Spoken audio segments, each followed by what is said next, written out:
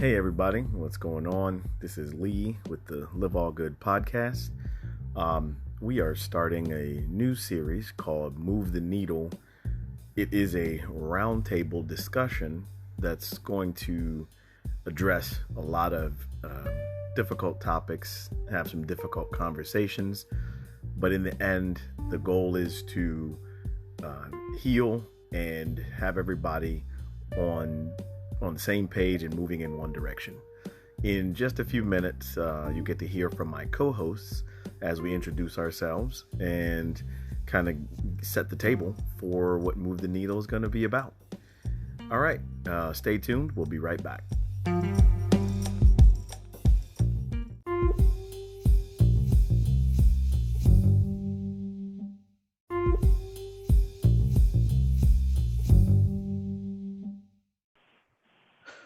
All right, everybody, welcome back to the Live All Good podcast. This is a new monthly series we're tackling. It's called Move the Needle.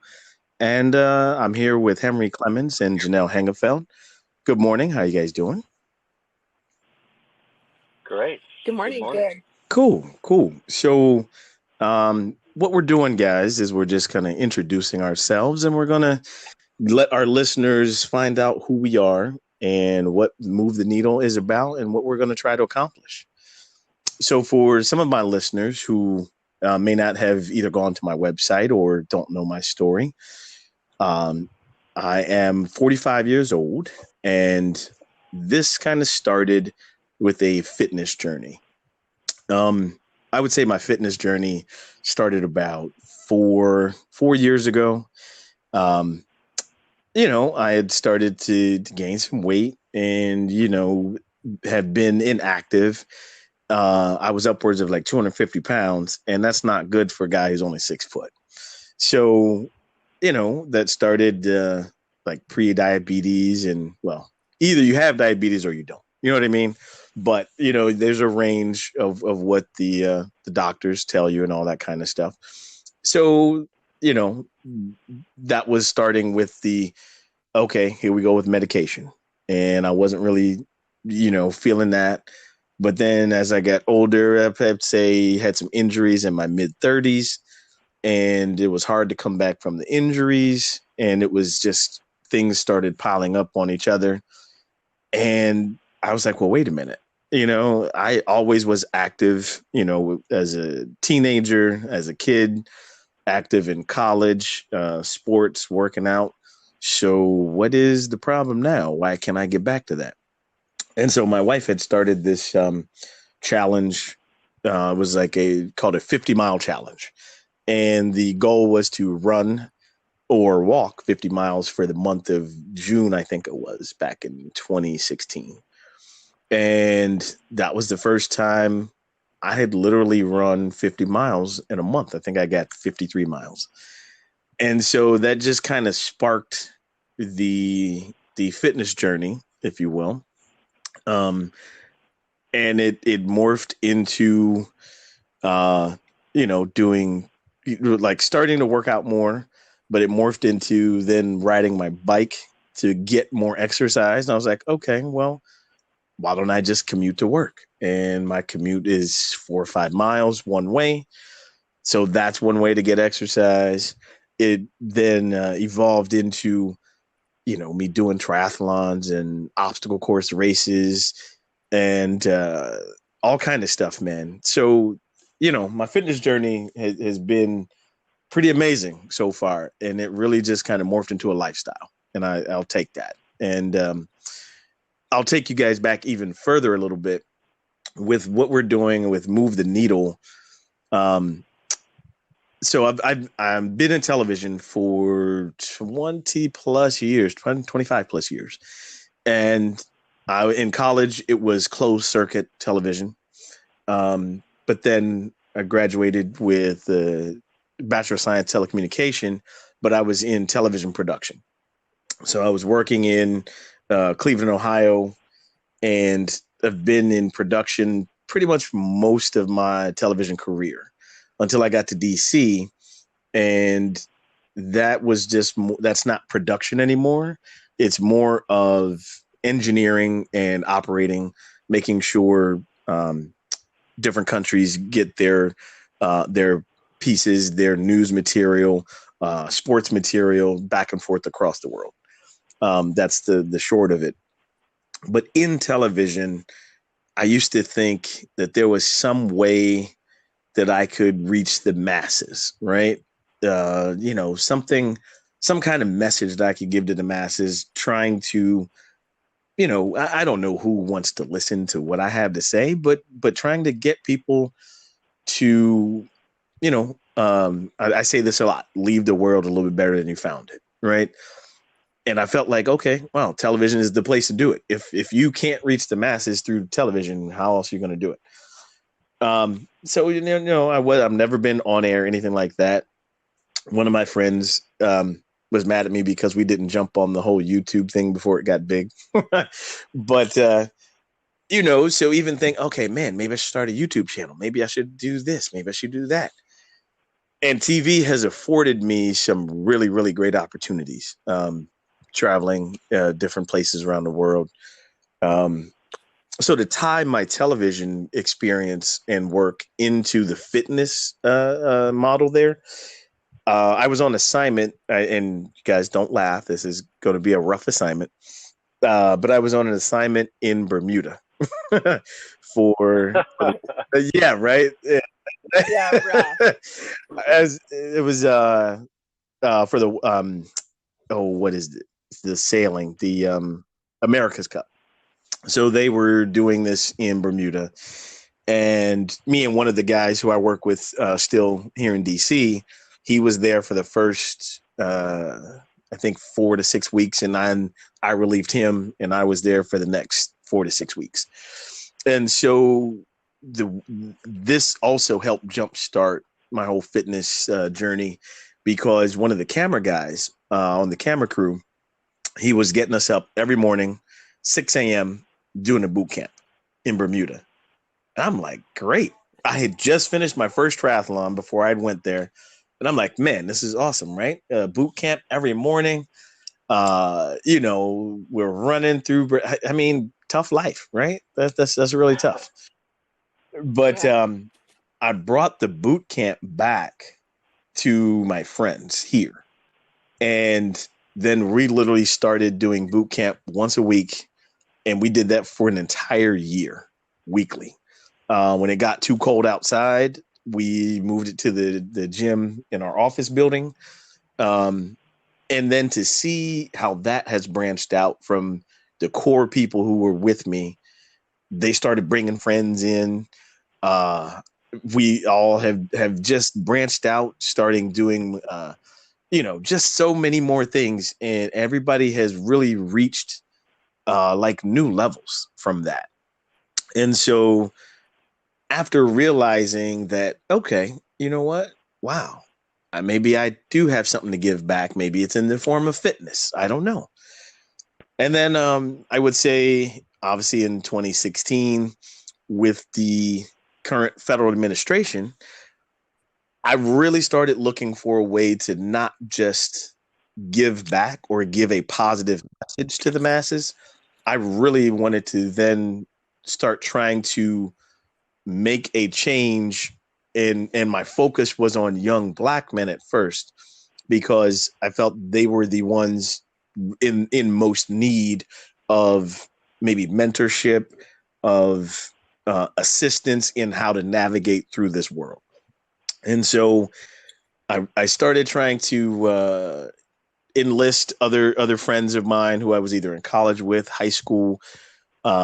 We all came from different walks of life, but all had something to give back. That didn't go so well, because we all had different visions, and everybody was kind of confused about, well, what are we doing? What kind of vision? So I realized, okay, I got to take another approach.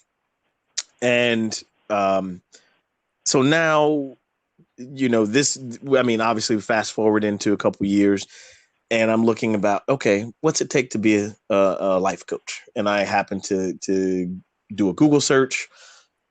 Health Coach Institute came up along with some other schools. I did a little bit of research and get to now. I'm a certified health and life coach through Health Coach Institute. Um, but that then jump started this vision of, okay, let me, it's one client at a time, one person at a time. Even if they're not a client, I'm going to start just pushing positive messages, engaging people in conversation so that the more you learn about other people, and especially that if they're not people like you, right? You start learning more about other people. You start realizing that we all really want some of the same things. And I choose to come from a place of acceptance, from love and positive thinking, even though there are so many things that are negative around the world, in the world, here in the States. You can even have negative things going on in your life, but that doesn't dominate your actions. You take your time to deal with it, and then you move forward with action.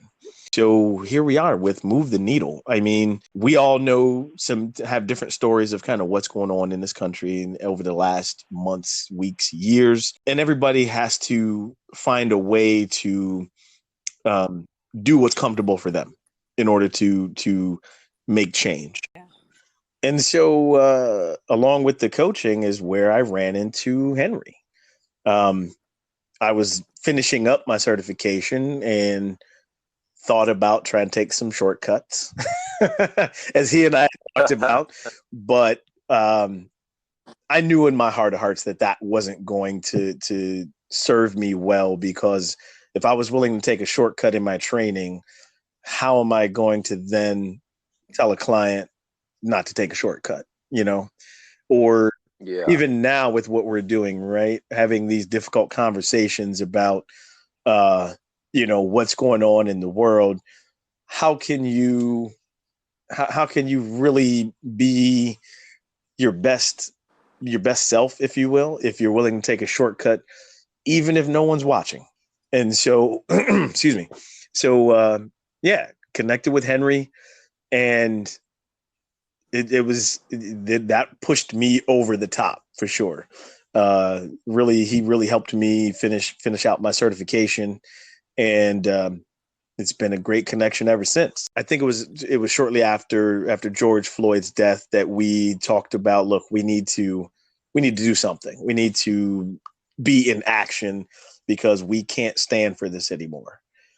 Um, and that's where I talked to Henry about it. And before we get to Janelle's story, because Henry also brought you in on this, um, Henry, go ahead and tell our listeners what got you to this point. What brings you here to our Move the Needle? All right. Yeah. So, as Lee said, we connected through the Health Coach Institute while we were training to be health and life coaches. I think what brought us to this specific point, among other things, is the terrible murder of George Floyd. And after that happened, there were the first few days after that happened, a lot of people were processing all of the difficult emotions. And this is before the riots broke out, Mm-hmm. before the protests and all of that. Mm-hmm. It was like the entire country went inside of itself. And regardless of which direction they were coming back out, maybe it was in a racist way. Mm-hmm. Not just white people, also racist, but we all have our That's right. biases, Yes. but maybe it was that way, or maybe it was enough is enough type of way, or maybe it was in the anti-police type of way. Mm-hmm. But everybody, it seemed, together kind of went inside to process what happened. And I mean, I'm a white guy, all right, and Lee put out on Facebook That's right. a request That's right. to all of his white friends to step up. And it's funny. That's right. I saw this one post. So somebody said it was this white lady that posted it. Somebody said that when a racial tragedy happens, white women start a book club, and this lady, she was like, she reposted that, and she said, that's exactly what I did. Anyway, so Lee had posted a call to action because so many of his white friends said, "Oh, I don't know what your white friend said. You kind of went over it." Yeah, that was true. They basically, everybody's like, "Man, we're with you, and yeah, if you're with me, I need you to speak for me because clearly, I'm not being heard fully." So, right, yeah. Yep. So, I saw on there, a lot of support, but no action. Mm-hmm. And so I don't kind of interact a whole lot on social media. I'm a little bit shy that way, or maybe paranoid. I don't know. But I did respond to Lee, and I said, "Well, let's do something. 100%. Let's make something happen." Yes, sir. And so we had a couple conversations, and then the needle came out of that. We decided, well, the things that need to happen is for our country to move forward is that we need to all get on the same page. Mm-hmm. And we can't do that without having some of these really difficult conversations. And I'm the type of guy in my life, I've never backed away from a difficult conversation. I kind of bullheadedly walk right into it because I want to know. Right. And the conversation is happening either inside of our heads or between us. And when it happens inside of our heads, it gets twisted and crazy and doesn't do anything except for get worse. It festers. That is true. Like it has for the last several hundred years. Right. Absolutely. And every once in a while, something terrible happens and the conversation kind of starts a little bit. But because of the lack of awareness, it seems to me, this is just my own myopic little opinion, but the lack of awareness, the lack of congruency of information sends, and also the incredibly personal nature of this huge, multifaceted issue Mm-hmm. sends everybody spinning in another direction. And when everybody's moving in different directions, nothing actually happens. You're right. You're so right. And so my deepest hope for this is that we can begin cultivating a conversation that leads to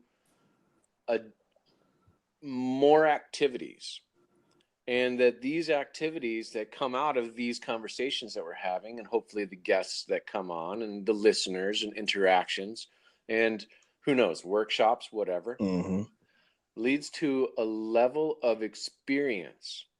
Because this is what Lee told me. He said, I want you to feel what I feel as a black man in this country. Absolutely. When I am, I am not going to jaywalk. I'm gonna walk this extra bit to go through the crosswalk because of the literal threat to my life. Absolutely. All the time. And so I was really feeling that with Lee. And I guess what brought me to a level of being able to feel that, maybe, I don't know what other people's experience is, but I've exposed myself to some intense situations like a crazy person. I've been in Guinea-Bissau, Africa. I was one of the first white people and first Americans to return after the Civil War that happened out there in the late 90s. Right. And there was still no American embassy when we went. And, I was walking through villages where only the old people had ever seen a white person. Wow. All the little babies would start crying. All the little kids, they'd run out and like try to rub the white off of my skin. They'd be like rubbing my skin and then looking at their hand like, is he painted? And they loved my greasy hair because I was walking around in the bush in Africa, like no shampoo or anything. Oh, man. Touching it. I was like, don't touch that. You don't want to touch it.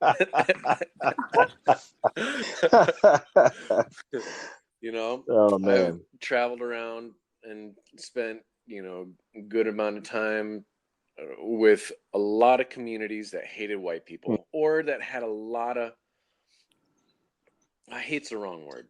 You could say, how about animosity or a lot of distrust, maybe? There was a lot of distrust. Yeah, there was a lot of, some of them straight up hated me. Yeah.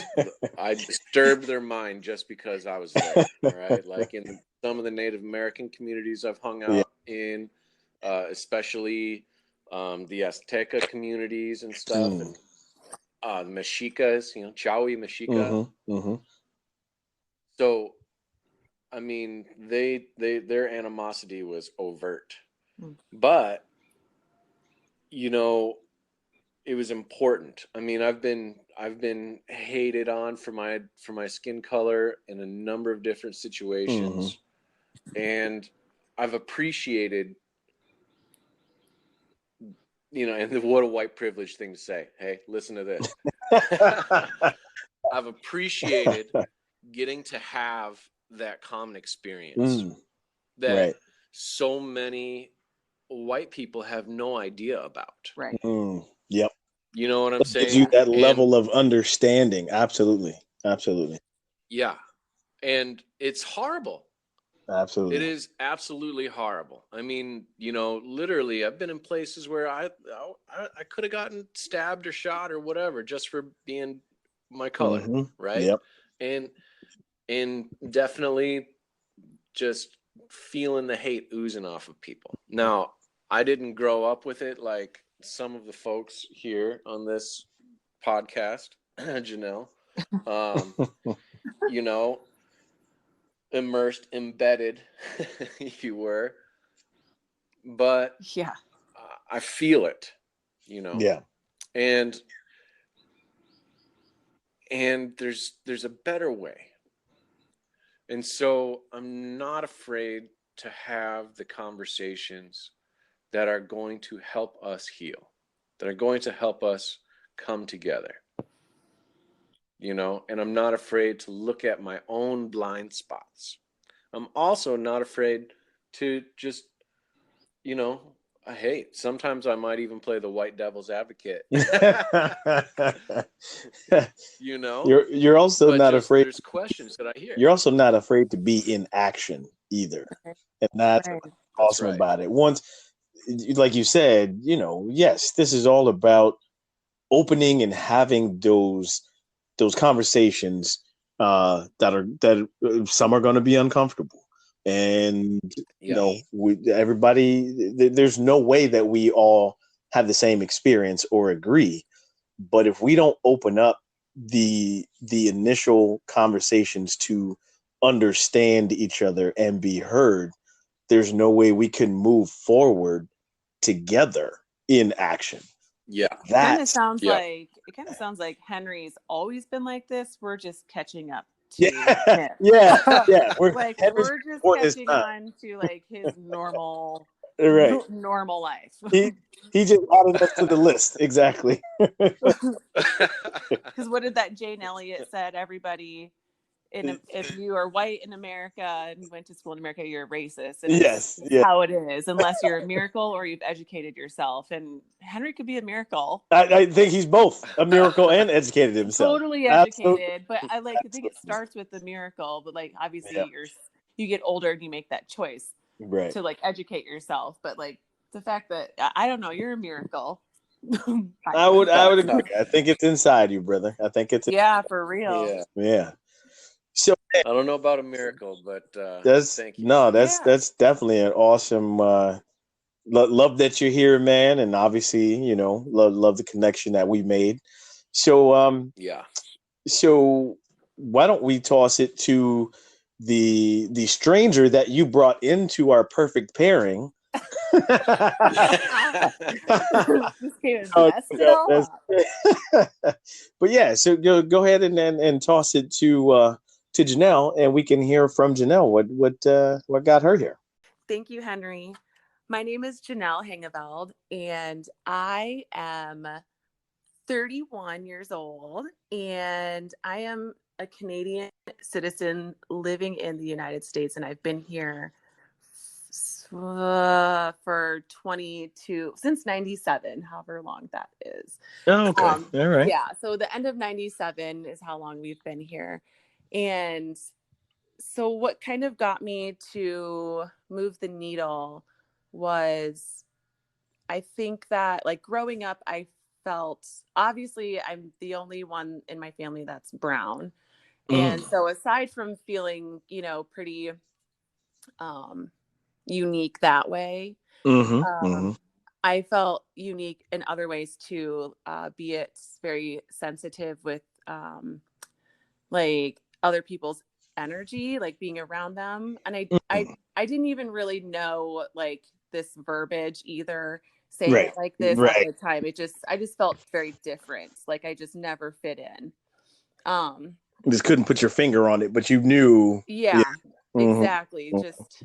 Just like, I just didn't get it. So with that, I kind of acted out, Mm. and I Okay. was mouthy, and I like rebelled kind of a Uh oh. lot. Uh oh. I had a pretty rough exterior. I also was, I think, being moved from my everything in Canada and then being brought to the States Mm-hmm. and moved into this really tiny town in South Dakota. Um, it was just a very different experience. I was used to being around my family every weekend, to not really being accepted into this family.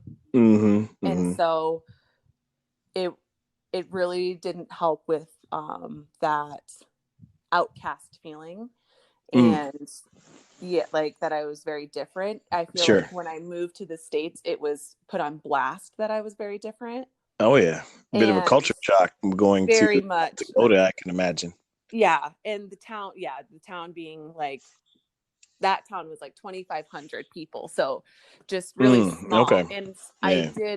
unfortunately, I did experience racism in Canada too at a really young age. Like, Mm-hmm. with peers, I wasn't allowed to go to a friend's house because of my skin color. Mm. And kids are so raw and so Mm-hmm. honest. So like I Mm-hmm. was told about it. It Ooh. so I went home and Yeah. told my mom, and then that's what, I still didn't understand. A teacher, it happened also with a teacher in Canada. Uh there were a couple of kids, we were messing around and we were in choir, and we saluted our choir teacher. There was like Oh. three of us. Yeah, we were like 5, 6, like no idea what we're doing, right? Right. Right. And I was the only one that got sent out to go sit in the hall for the rest of the class. Huh. Go Yeah, figure that. interesting. Um, so I did experience things there, but then moving to South Dakota, uh, it just was very lonely. And but at the same time, I'm like a big social butterfly, so I don't know, it was like I overcompensated with like Mm-hmm. with that, if that makes it doesn't make sense, but it kind of No, okay, it completely makes sense. yeah, like The more you're missing something, the more you overcompensate to make up for that loss. Yeah, that makes yeah, sense. yes, Yeah. that is what was definitely happening. So then I definitely there that was a little rough fitting in there. But Mm-hmm. then our family, my mom and my stepdad, they ended up buying the grocery store. My step family's in the grocery business, so they had the Okay. grocery store in South Dakota, and then my stepdad and my mom ended up buying the grocery store in another small town in Iowa. And this town was even smaller than the South Dakota town, and even just worse. And so frying pan to the oven. Yeah, it was just, and so then also just on top of, the town being racist by default, also just like layers and layers of KKK and just the really bad stuff. And sure, then my family has the grocery store, so it was all about our image and like making sure we do all the right moves. And then my mom also, she's white, and so I think, and she was single, like alone with me, so it was another thing where she always felt like I had to have like my hair done and like dressed nice because people would be looking at us differently otherwise. And it's not because we were dirty in the slightest. It's just people's mindset of this white woman with this mixed child alone gonna look at you a different way anyway. Already looked at us differently. Mm-hmm. And so, yeah, just a lot of pressure for that. So I noticed in high school, I started acting out like a lot more. And I, especially like I drank and I would be drinking, and I would be, aside from, you being altered in an altered state anyway, it was just a different type of an altered state. Then fast forward to college, which I went to college for cosmetology. I've always been obsessed with hair. Been doing everybody's hair and makeup since forever, and nails since like forever. Nice. And so I went to school for that in Minneapolis. I went to Aveda, and I didn't have a plan B. Like Aveda was my number one. I love that they were natural plant products. Well, that's a big deal though. They're pretty, that's a pretty big deal. Aveda, right? Yes. The cosmetology school. Yeah. Yes. And I did not know that. I didn't know it was like that big, like until I got there. Oh, God. Okay. There's like a joke that like Aveda's a cult, which isn't everything though. Yeah. Yeah. Okay. we could use that with some other trainings that Henry and I know about for sure. But so it was really neat. It kind of opened my eyes up. It kind of like made sense when I got there. I was like, oh, I kind of see why I was drawn to this, this natural. Oh, I feel like I'm jumping all over the place. Like my grandmother, my mom's grandmother, or my mom's mom was also a gardener. So my grandma had a serious green thumb, and I just remember like being at her house and like waking up and watching the sunrise and like having like coffee, watching the hummingbirds, like just like looking at the play, like just, it was just beautiful. I loved that. And so then going to Aveda for some reason, like brought that up. With the plants, it was just kind of like, okay, but I was still really young and dumb. So like, and so it didn't totally click. I've always been in like psychics and like tarot cards, oracle cards, all that's always been a part of my life. Crystals, it's always been a part of my life. And so I've always been going to these conferences, these women's spirituality conferences. And so when I went to college, I actually ended up being a little bit closer to the conferences. So I continued to go to them, and it just kind of like kept opening me up in a sense. And then just kept getting to those next levels. Yeah. Exactly. Yes. And then I did work with a medicine man for a little bit too. That kind of, I would say, opened the doors even more. And I moved back to Iowa, which I swore I would never, but I started like dating my now husband. I started dating him, and he was still there. And so I started going back like on the weekends, and I did eventually move back and moved in with him, and then got married, and we had kids, and I kept trying to leave the area. It wasn't going to happen. And I mean, my husband too, he was like, I don't really want to be here forever, like, and Right. especially with us having mixed kids and just kind of knowing some Knowing with the people in history. the town still, we were like, Sure. they have kids. And so knowing that our kids, and I had dealt with racism from a lot of the people there. So then knowing that my kids would be in school with their kids, I'm like, I'm going to repeat a cycle. And it's just, Yep. Yep. that's not what we're about. We're about changing and making it better. So we actually tried to leave the area for a few years. It just didn't work. And then we finally made it out. And if you're from there, you know what I mean when you say you made it out. Oh, yeah. Well, There's like a grasp over there, like this. It's got you. So we got out, and both of our parents live in the same town, and we knew, like, moving their grandchildren from them would be really sad. So we moved just a couple hours away. And after being a couple hours away for like not quite a year, we were like, let's just do like what we've kind of always wanted. And we always had been interested in Colorado before kids. And we decided, let's just do it. So we got here, and it just kind of, there's no coincidence that we moved here either, and the timing and everything. It just opened up every door. Nice. So we both felt like, oh my gosh, like we finally found like our people. We can be free to be us. It's accepted, like me being into like the cards, the crystals, like this is just like the place for it. So I started looking into Reiki. I've always been, like I had mentioned, always like been weird with around other people and like their energy, picking that up.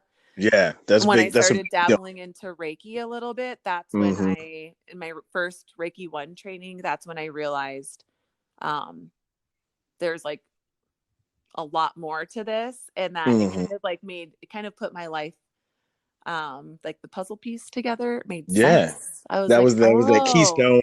Yeah. So I really honed in on that, and I've been able to kind of work with, my intuition more like directed, and I'm not all over the place anymore.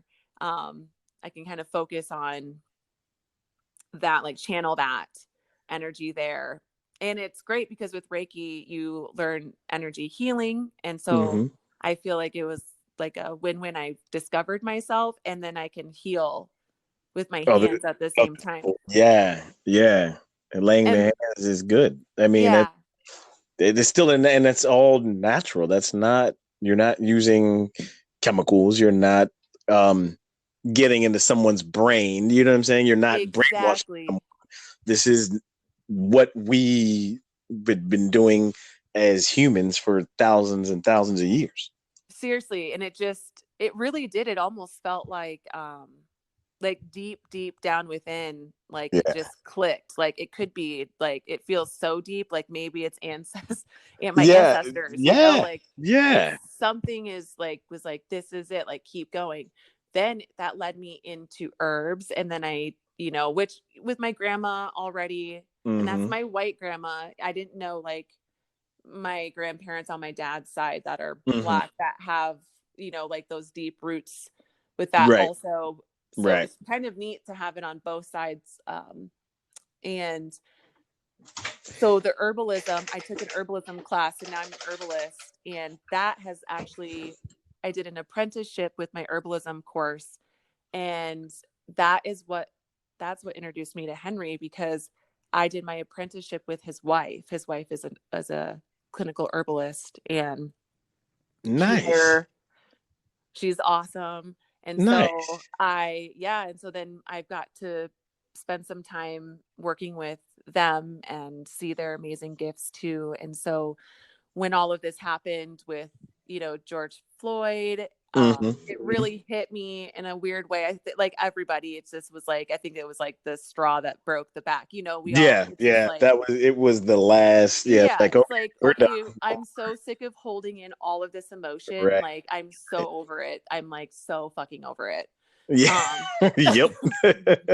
And so that I actually, ironically, I had a class with Henry. My husband and I had a class with Henry out in the mountains one weekend where we just went out and just to connect. It was like connect, and we were like closing and opening our pores. And it was in that moment that I just was like, Henry, can we collaborate with something? I just want to do something. I feel like, you know, here we are, like these like healers, and we know there's so much more. We can touch people without like being with them. You know, we can like make a difference. We know what prayer does, like what can happen with prayer. So we were like, can I do something with you? Like, can we do something? And he's like, really funny. My friend Lee actually just was saying, like, we've got to collaborate. So I feel like then here we are. So. All right, Janelle, we appreciate you sharing your story too. Hopefully our listeners have found each of our stories intriguing, and hopefully we want you to look forward to a lot more coming from Move the Needle. We are definitely going to tackle some difficult topics, hard conversations, but we're also going to provide, I think, hope, and we're going to provide some action and things to really put forward like a positive message. Henry, Janelle, you guys agree with that? Absolutely. Yeah. Awesome. You know, I've always found like one of my frustration points is that there's a lot of good causes out there, you know, but the only way anybody says that you can help is to give some money. And I don't have it. Yeah. That makes sense. You know, like what else can I do? So hopefully we can bring some other action steps for people other than just, you know, give us some money. Absolutely. Yeah. But if they want to, we appreciate it. We are accepting donations. we appreciate it, but yeah, we want to provide some positivity, some good hope, some action steps, and you might even laugh with us along the way too. You know, as you can see, we are not too stuffy. We're not caught up with ourselves. We can laugh at ourselves, but let's all move in the right direction together. And if we can move this needle one more notch, that's what we're trying to do.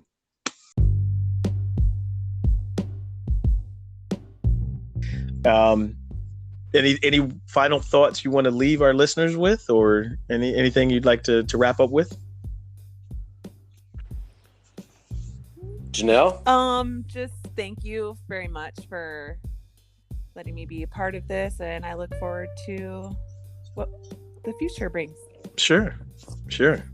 Yeah, I appreciate both of you and anybody who's listening. All right. I appreciate them as well. All right, you guys. Well, that is our. We're going to leave it there for our first episode of Move the Needle. Stay tuned because we got some things in store for you. Again, like I said, hope, positivity, and some laughter along the way.